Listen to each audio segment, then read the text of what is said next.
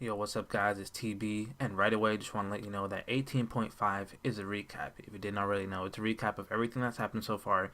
So the things I'm going to talk about, it's not really too important because we should already know them. But there's a couple things that happened in this recap that I just want to mention or talk about. So if you want, you can skip this one. You don't need to watch it. We're going to talk about stuff that we already know or stuff that we should know. Good, good. First thing, we have a new intro and we have a new outro. Intro looks really good. It's sort of like a big montage of everything that happened so far. The animation is really good. I like it. And the end as well. It kind of looks like the outro is like the end to the season. Although we know we're gonna get more. There might be an episode next week. Episode 19. But other shows have done this before. Attack on Titan has done this with like their episode 12.5 or 13.5, where they make sure that everyone's on the same page. They recap everything. Something really important that I feel like Kirito left out when he was talking to Alice, because the beginning of the episode, he says that this is what I believe to be true. I'm recounting the events, so you believe me, you trust me. And she's like, if you're lying, I'm gonna kill you right on the spot. When Kirito is recounting the origins of Alice and where she came from and where she was born, he leaves himself out. He leaves himself out. We see the dialogue at the bottom of the screen. He leaves himself out, but we still see everything that happens. The first episode of season 3, we see him, and in this recap, we see him too. But when he talks about Yujio, when he talks about Alice, when he talks about the cedar tree and her entering the dark territory, he doesn't talk about himself. So my question is, does he still not believe that he was there from the beginning with them?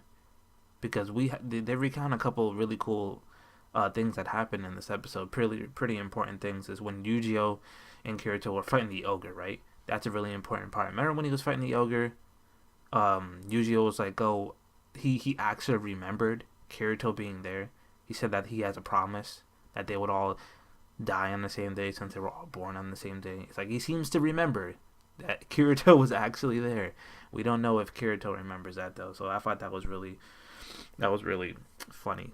I don't know exactly where they are with that. Does he remember everything, before he got poisoned and got sent into the underworld? We don't know. The Giga Cedar tree getting cut down, that was pretty important. Also, when they graduated from the Swordcraft Academy, that was pretty important. Their seniors did, but they never really did, after, because of what happened with Humbert and the girls. That's another really important part. I think it's probably the most significant thing that happened, because that's the only reason why they're even talking to Alice right now. They violated the taboo index because they freaking killed Rayos. Humbert is still alive. He should still be alive. I think he's missing an arm, but he's good. He's still alive. That was really important, especially for character development for Yujio. Oh my god. Yujio was able to violate, the system error thing. That's like you cannot do that. But he did it. So I feel like he's on the same level as Kirito now, and when it comes to his humanity, anyway, because everyone in the underworld has their own floodlight. So that's the whole entire reason why Kirito wants to protect everyone to begin with, because technically it's not a video game; it's like a simulation, but everyone has a human soul. So he even goes into later like, this is why I'm doing what I'm doing, and he explains basically everything to Alice, and I feel like that's really important. Even mentions why and how Integrity Knights become Integrity Knights. And I'm really looking forward to how Alice reacts to all this information that Kirito is giving her, because she either could believe it or she could not believe it. Just like the Integrity Knight Barracuda that Yujiro was talking to last week. Like, I'm wondering how she's going to react. I was hoping that we'd get her reaction, at least like a little bit of her reaction of what everything that Kirito says. We don't get anything, like not even something.